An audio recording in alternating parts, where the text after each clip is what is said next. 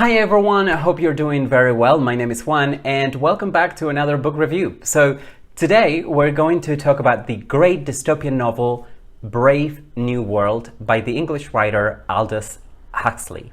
Probably the two most famous dystopian novels ever written are 1984 by George Orwell and Brave New World by Huxley. I have already reviewed 1984, so I am just going to link to that review here in case you're interested. And if you appreciate my reviews and would like to show your support, please give this review a like and subscribe to my channel. That way, this video and others like it will get to more people who might also enjoy them. Thanks. Okay, so let's talk about Brave New World now, which was first published in 1932. The title, Brave New World, is a reference to the Shakespearean play The Tempest. It is taken from the famous quote, "Oh, brave new world that has such people in it." Now, the novel is set many years into the future. The year is 2450 AD, and because of its futuristic setting and the role technology plays in the narrative, we could consider Brave New World a science fiction novel. Now, whether the novel is a dystopia or a utopia would be up to each reader. Now, for me, I want to make this very clear, Brave New World is a dystopia. But my dystopia could be your utopia. Now, in Orwell's 1984, things are a bit clearer, a lot clearer, I think. Everybody sees a dystopia in that novel. The difference is how they interpret it according to their own ideology. But in Brave New World, things are a lot less clear. There's no war, largely because most of the world is now under one government. Now, back in the 1930s, which was the heyday of Nazism and fascism, Huxley was able to imagine a world without nationalism, where most people lived under the same government, known in the novel as the world state. Some small isolated areas on the planet are not part of the world state. In the novel, these parts are known as savage reservations, which is an interesting choice of words. The people who live in those reservations are social outcasts who just don't fit into the areas controlled by the world state. Now, the society of the world state is highly advanced in technological terms, but it is also hierarchically structured. There are 5 social classes or castes, which from top to bottom are alpha, beta, gamma, delta, and epsilon. However, there doesn't seem to be racism or sexism in this futuristic society. And because of their advanced technology, aging is no longer an issue. Everyone looks and feels young, and everyone remains strong and healthy for the duration of their lives in this new society. Of course, none of this applies to the outcasts who live in the reservations. They get sick and age just as we do. But what is the cost of all these technological and social advances? The cost is the loss of what makes us human. People in this society don't suffer pain, they don't age, they are not discriminated against, everybody knows their place, so no one is seemingly frustrated. Now, the lack of pain is something that would appeal to a lot of people, but what would life without pain be like? Wouldn't the lack of pain dehumanize us? And would the end of pain justify living in a controlled society by the state? I think someone could write an updated version of Brave New World, and instead of having an all-powerful state in control of everything, they could have an all-powerful corporation. But in the 1930s, when the novel was written, the totalitarian states that promised utopias were all the rage, but just under a century later, the biggest promise for utopia, I think, and perhaps the biggest threat to human autonomy seems to come from corporations and not states or governments. Another thing about this novel is that there is a critique of mass entertainment in Brave New World. People in the novel consume light, seemingly harmless entertainment compulsively in this society. Something that had already begun in the 1930s with radio and movies and has continued to grow and become more conspicuous today. So well done, Huxley, for seeing how things were going to go. But more seriously, I think that kind of critique of so-called mass entertainment is facile. I think popular culture is more complex, a lot more complex than that, and I think it would deserve a more subtle critique than what Huxley is prepared to do in this novel. In Brave New World, society is superficial, and that is the government's success. Through mass entertainment, birth control, and the legal use of the recreational drug Soma, the state can control all its citizens. Now, the questions are, how much do you value your individuality and autonomy? Would you be prepared to trade that in for the chance of being healthy and looking young, getting high, and having lots of sex with different people? Because that's what the society in Brave New World is like. Would you want to live in a world like that? Would that be a dystopia or a utopia to you? And I think this is all I can say about Brave New World without spoiling it for people who have not read it yet. So now I'm going to summarize the plot and talk about the novel in more detail, and there will be some spoilers. So you have been warned. If you don't want to hear any spoilers about Brave New World from me, you should stop watching this video right about now, and I will see you again, I hope, for another video very soon. Okay, for those of you who are still here, I am going to try to summarize the plot and share some of my thoughts that I had on Brave New World. So, okay, we get a lot of exposition at the beginning of this novel, but I think it's relatively well done and useful. So there is some kind of school visit to a place called the Central London Hatching and Conditioning Centre. And this allows Huxley to explain all about the 5 castes I mentioned earlier in a lot of detail, so the reader knows the kind of world this novel is set in and how things work in it from the beginning. We also get a lot of information about the history of the world state and how it has become what it is thanks to technological advances. One of the workers at the center is Lenina Crown. She's in a relationship with Henry Foster, who is an alpha male. Alpha in the sense of the alpha caste in the novel, but she's actually attracted to Bernard Marx, another alpha male, but one who doesn't quite fit in. Yes, you heard that right, Lenina and Marx. Huxley probably thought that was amusing. Anyway, what makes Bernard unhappy is that he's not quite tall or strong enough to be an alpha.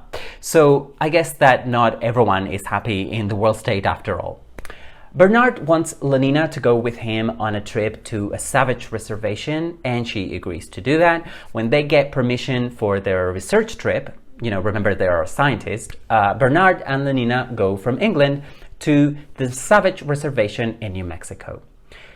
They are shocked to find out that people who live in the reservation get sick and age visibly, unlike people who live in the world state. Lena and Bernard meet a man named John, who is ostracized in the reservation because his mother was an outsider from the world state who, when she arrived at the village many years ago, wanted to have sex with all the men. This makes Bernard realize that John's mother is Linda and that his father is his boss, the director of the center, because his boss had traveled to the reservation many years ago with a woman who ended up staying there. John grew up hearing about the Brave New World his mother was from, and he really wants to go there, so Bernard agrees to take him back with him. Being in the reservation proves to be too much for Lenina, so one day she just takes enough soma to pass out.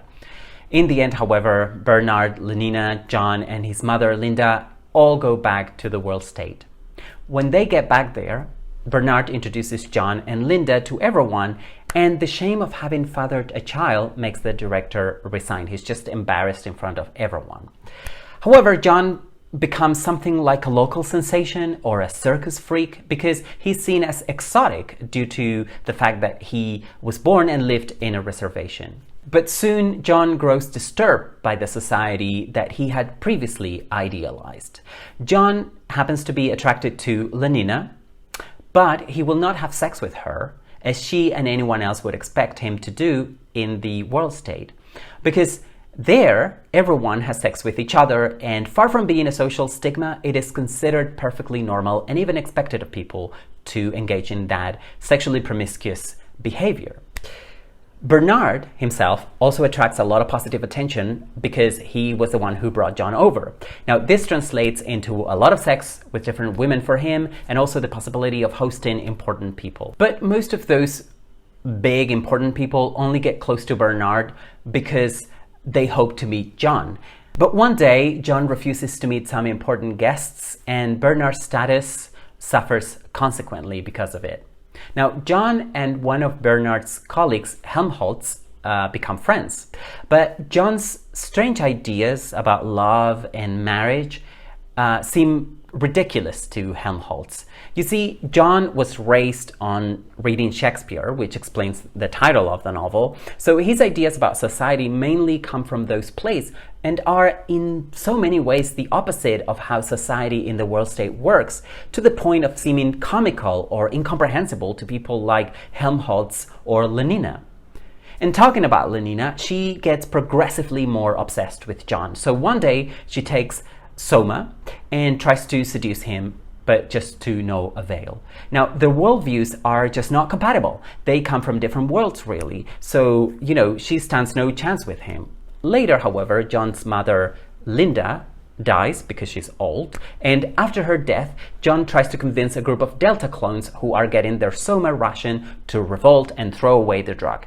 This causes a riot, and John, Helmholtz, and Bernard, they all get arrested. While in custody, Mustafa Mond, who is the resident world controller of Western Europe, and John, they both, so Mustafa and John, argue.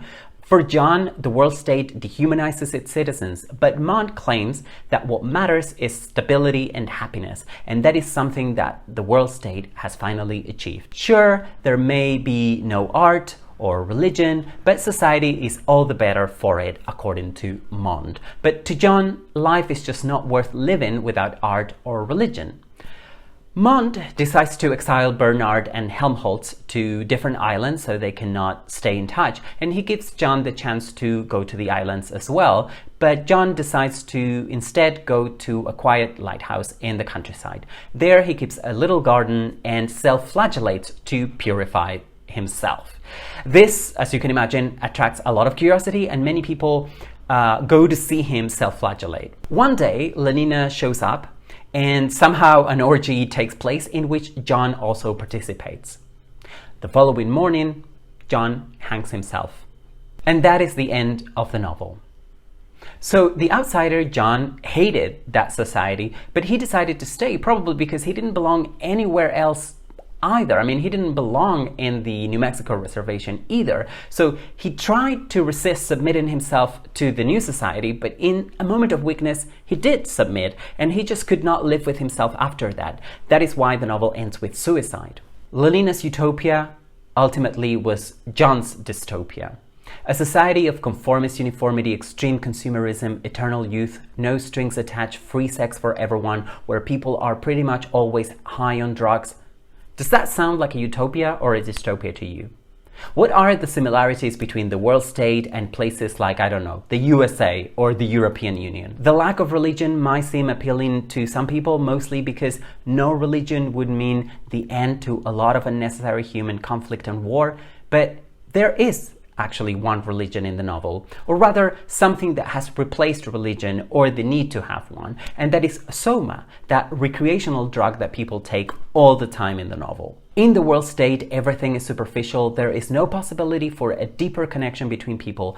Basically, if you ask me, a nightmare. So what do I think of this novel? Well, Bernard and John are the main characters, the main two characters. They are a bit on the flat side, if you ask me, and the story is okay, but I think I would recommend reading this novel more for its ideas and less for its narrative or style. We are nowhere near the year when Brave New World is supposed to be set, but a decade short of the 100th anniversary of the publication of this novel, what do you think are the elements of this novel that resonate the most? I would love to hear what you have to say about Brave New World, so please let me know your thoughts if you have read the novel. And if you haven't read the novel, let me know what you think about my review. Will you read this novel now, do you think? And if you enjoyed this video, please like it and share it with your friends on social media. You can also follow me on Twitter and Instagram at Bookish Islander, so we can talk about books on other platforms too. This is all from me. I hope to see you again very soon for another book review or a bookish video. Bye for now.